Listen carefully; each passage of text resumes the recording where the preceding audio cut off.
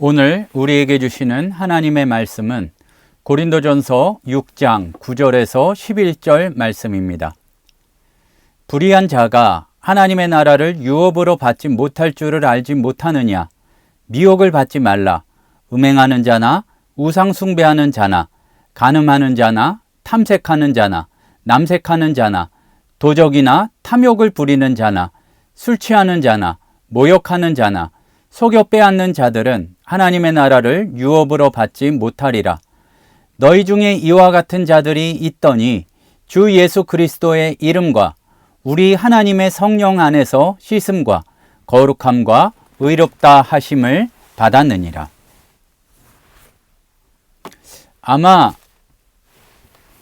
맞는 특정 분야가 있겠지만 이 법률 관련 회사에서는 상속 문제 때문에 이런 소송을 경험해 본 경우가 꽤 많이 있을 겁니다.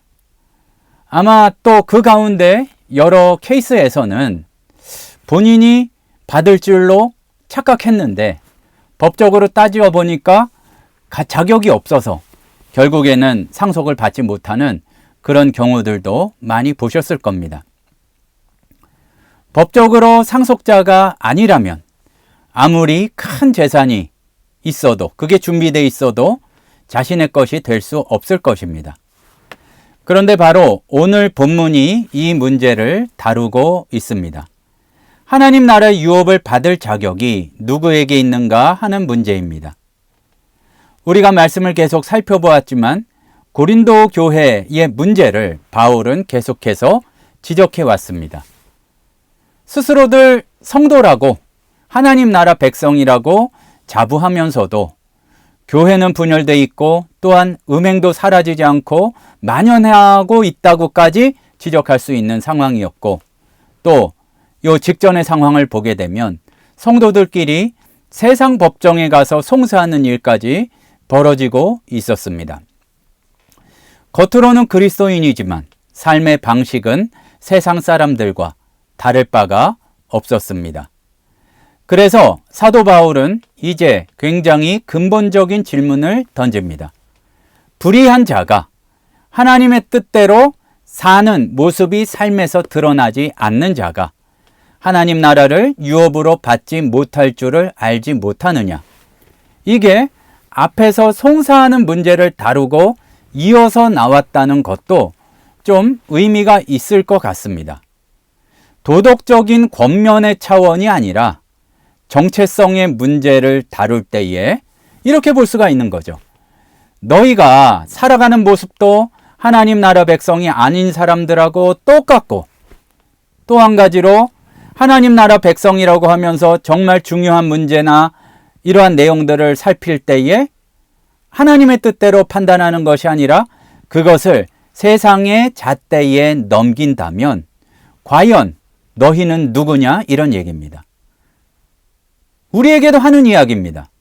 모든 중요한 가치관에서 하나님의 말씀대로 하지 않으면서 세상의 기준만 따라가면서 살아간다면 나는 누구인지, 어디에 속해 있는지 한번 질문을 던져봐야 합니다. 세상인지 하나님 나라인지가 중요하다는 말씀입니다. 하나님 나라의 유업의 의미를 온전히 이해하려면 우리는 성경의 시작인 창세기로 거슬러 올라가야 합니다. 하나님께서 아담을 창조하셨을 때에 에덴 동산을 맡기셨죠. 생육하고 번성하여 땅에 충만하라, 땅을 정복하라, 모든 생물을 다스리라. 이것이 바로 하나님 나라의 유업이었습니다. 하나님의 형상으로 창조된 인간이 하나님의 통치를 대신하여 땅을 다스리고 하나님 영광을 반영하는 것입니다. 그런데 아담이 실패한 이유는 선악과를 먹었을 때 그것이 단순히 규칙을 어긴 것이 아니라 하나님께 속한 자, 그의 뜻을 받은 자로서의 정체성을 포기하고 자기 좋은 대로 세상에 속한 자가 되었기 때문에 그는 하나님 나라의 유업을 상실하고 에덴 동산에서 쫓겨날 수밖에 없었습니다.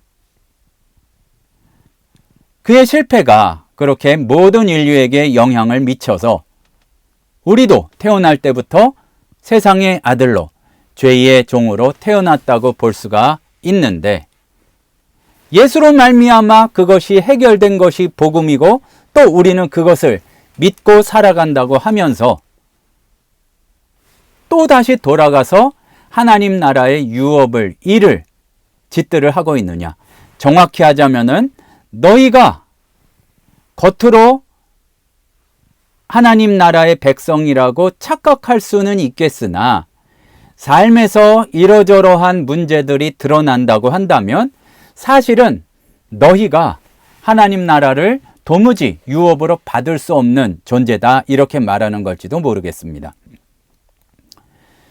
참 나열하는 죄악의 목록이 자세하게 나옵니다. 음행하는 자, 우상숭배, 간음하는 자, 탐색, 남색, 도적질, 그리고 술 취하고 기타 등등, 이것은 단순한 죄의 목록이 아니라 하나님 나라에 속하지 않는 자들의 삶의 방식으로 볼 수가 있습니다. 하나님의 통치를 거부하고 자기 자신이 주인 되어 사는 사람들의 모습이라고 할 수 있습니다. 좀 이해가 쉽게 현대식으로 이야기하자면, 어떠한 조사를 해봤더니 유전자 자체가 하나님 나라의 백성으로 하나님의 자녀로서의 모습을 보이지 않는 것이 이걸로 봤을 때 확신할 수 있다는 얘기입니다. 그러니까 이런 나쁜 행동을 했기 때문에 하나님의 나라 백성이 기고 아닌 것이 아니라 하나님 나라 백성이 아니기 때문에 겉으로는 하나님의 백성이라고 하지만 그러한 것이 개선되지 않고 그대로 나온다고 한다면 어째 너희가 하나님의 자녀로서 하나님 나라의 유업을 받을 수 있겠냐, 이런 얘기입니다. 하나님 나라의 유업은 하나님 나라에 속한 자들에게만 주어지는데, 세상에 속했으면 계속해서 불의를 생산하는 그러한 자들은 이러한 것들을, 하나님 나라의 유업을 받을 수 없다는 얘기입니다. 우리가 아담의 후손이지만 복음으로 하나님 나라 백성이 되었다는 것이, 바로 하나님 나라의 자녀들이 되었다는 것이 복음입니다. 그것이 바로 우리의 바뀌어진 정체성입니다. 11절에서 이렇게 이야기합니다. 너희 중에 이와 같은 자들이 있더니 주 예수 그리스도의 이름과 우리 하나님 성령 안에서 씻음과 거룩하게 됨과 의롭게 되었느니라. 예전에는 아니었는데 고린도 교회 성도들 중에 과거에 음행하고 우상숭배하고 탐욕에 빠져 살았던 사람들이 있었는데, 그런데 그들이 오늘 표현대로 하자면 씻음을 받았고 거룩하게 되었고 그리스도의 보혈로 죄가 완전히 씻음 받아서 거룩하고 의롭게 되었다는 얘기입니다. 도덕적으로 완벽해졌다는 뜻이 아니라 신분이 바뀌어졌다는 이야기인데, 더 이상 세상에 속한 자가 아니라 하나님께 속한 자가 되었다는 얘기입니다. 그러니까 더 이상 아담의 후손으로만 살지 말고 새로운 아담이신 예수 그리스도께 속한 자답게 살아야 하고, 그렇게 살지 못하면 하나님 나라 백성이 아니라는 증거라는 이야기이기도 하죠. 이것이 가능했던 이유는 우리의 노력으로 되어진 것이 아니라 사도 바울이 분명히 이야기하듯이 주 예수 그리스도의 이름과 우리의 하나님의 성령 안에서 이루어졌습니다. 열심히 착하게 살아서 된 것이 아니라 오직 예수 그리스도의 이름으로, 능력으로 이루어진 것이라는 얘기입니다. 이게 은혜죠. 분명한 것은 아담으로 인해서 잃어버리게 된 것이 예수 그리스도의 십자가로 인해서 회복되게 되었습니다.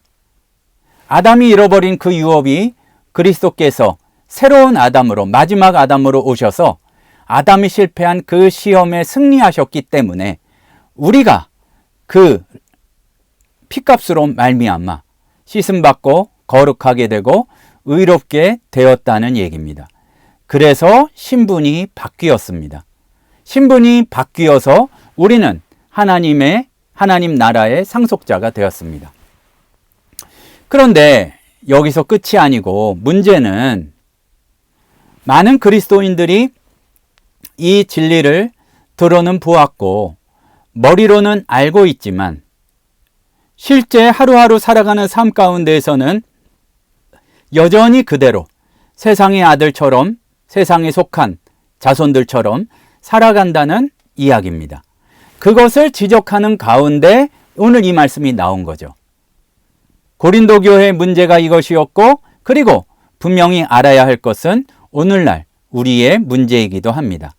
하나님 나라의 상속자로 고백하면서 세상의 가치관으로 살아가고 가치관뿐만 아니라 실제로 도덕적으로도 다 괜찮다고 하는 세상에 물든 모습이 우리 가운데 있지는 않은지 잘 살펴보아야 할 것입니다. 주일에 교회에 와서 예배는 하지만 나머지 날들은 세상 사람들과 다를 바 없이 살거나 세상 사람들보다 더 세속적으로 살고 있지는 않은지 우리는 살펴보아야 하는데, 문제는 갈수록 세상을 닮아가면서 그러면서도 하나님 유업을 받는 것을 당연스럽게 생각하고 세상에서 것도 누리고 싶어하는, 사실은 말도 안 되는 그러한 모습을 보인다는 얘기입니다. 이것은 불가능합니다. 바울이 말했듯이 불의한 자가 하나님의 나라를 유업으로 받지 못할 줄을 알지 못하느냐. 하나님 나라의 상속자는 그 나라의 가치관으로 살아야 합니다. 정말로 하나님 나라에 속한 자라면 이게 내가 증명한다기보다 우리의 삶에서 그것이 증명이 됩니다. 이게 율법주의가 아닌 것은 우리가 착하게 살아서 구원받는 게 아니라 이미 은혜로 구원받았고 진정으로 구원받았다면 우리 삶이 변화되어야 하는데, 씻음을 받은 자는 더러움에 머물 수가 없는데 점점점 거룩해지는 성화의 모습을 보이지 않고 도리어 겉으로는 교회 가운데 머무는 것 같지만, 신앙의 모습에 껍데기를 입고 있는 것 같지만 예수 따르는 길을 은근히 갈수록 또는 대놓고 무시하면서 세상만 인정하는 모습이 우리 가운데 있다면 그게 불의한 거란 얘기죠. 그걸 해서 불의하다기보다는 불의한 자기 때문에 그러한 모습이 드러나는 것입니다. 의롭게 된 자는 더 이상 불의한 것을 행할 수 없고, 이거는 변화된 정체성에서 자연스럽게 흘러나오게 되는 모습입니다. 개인과 공동체는 이 행하고 살아가는 모습에서 하나님 나라의 가치관으로 이렇게 그 행적에서 드러나야 합니다. 하나님 나라를 구하고 서로 사랑하고 섬기고 하나님 나라를 가치를 실현해가는 개인과 공동체가 되어야 한다는 이야기입니다. 사랑하는 성도 여러분, 하나님 나라의 유업은 분명히 우리의 상상할 수 없을 만큼 그 이상으로 귀한 것입니다. 아담은 그것을 놓치고 실패했습니다. 하지만 하나님께서는 그 유업을 사람에게 주기를 포기하지 아니하시고 예수 그리스도를 통해서 회복하고 우리에게 나누어 주셨습니다. 우리는 실제로는 그러지 못하게 태어났었지만 예수 그리스도 안에서 씻음받고 거룩하게 되고 의롭게 된 하나님의 상속자입니다. 그렇다면 우리가 어떻게 살아가야 되는지를 놓치지 않기를 소원합니다. 우리의 정체성에 합당하게 살아가야 하는데 세상에 속한 자 같은 모습을 계속 보이면서, 물론 처음부터 완벽할 수는 없겠지만 지향하는 바가 그거예요. 점점점 세속적으로 돼요. 그러면서 우리가 동시에 하나님의 나라의 유업을 받기를 기대할 수는 없습니다. 우리가 언젠가는 그래야지가 아니라 우리가 말씀을 듣게 되는 이 순간 우리의 삶을 돌아보기를 소원합니다. 순간순간마다, 선택의 순간마다 여전히 세상의 가치관으로 살아가고 있는지 그것을 느끼게 된다면 회개하고 도와달라고 우리가 진정으로 간구하고 실제 돌이키게 되기를 소원합니다. 단지 참 예수 믿는다 그러면서 세상적으로 살아가니까 좀 찔린 애가 회개가 아니라 돌이켜야지 회개입니다. 세상의 가치관에서 돌이켜서 하나님 나라의 가치관으로 살아가야 합니다. 이미 씻음받고 거룩하게 되었기 때문에, 이미 의롭게 되었기 때문에 이제 우리는 그 은혜에 합당하게 살아가야 할 줄로 믿습니다. 그냥 순간순간 믿음이 없어서 나중을 내다보지 못하고 그냥 다른 사람들이 그러기에 그렇게 내 당장 좋은 것을 쫓아서 그 귀한 것을 잃어버리기에는, 그 귀한 하나님 나라의 유업을 누리지 못하기에는 너무나 안타까운 일이죠.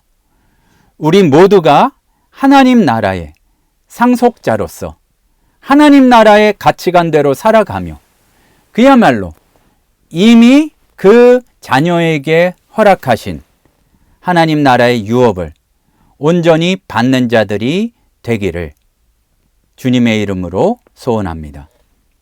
세상은 어떻게 해서든지 우리를 넘어뜨리고 마치 아담과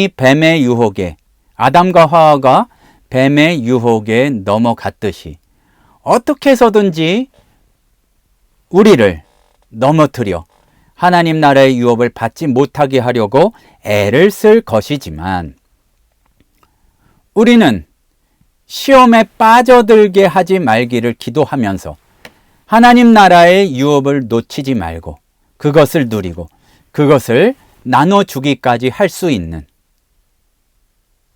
진정한 하나님 나라의 자녀들, 상속자들이 되기를 소원합니다. 기도하시겠습니다. 사랑의 하나님 아버지, 우리가 당장 눈에 좋아 보이는 것을 쫓아가다가 세상 사람들이 많이 몰려가는 곳을 쫓아가다가 정말 귀한 하나님 나라의 유업을 잃어버리는 어리석은 자들 되지 않도록 도와주시옵소서. 우리가 정말로 첨예한 그러한 삶의 현장에서 살아가기에 우리에게 다가오는 유혹은 너무나 강합니다. 하지만 우리가 우리의 생각과 결단의 기준과 살아가는 가치관이 주의 백성다운 그런 것이 되도록 도와주시옵소서. 예수님의 이름으로 기도드립니다.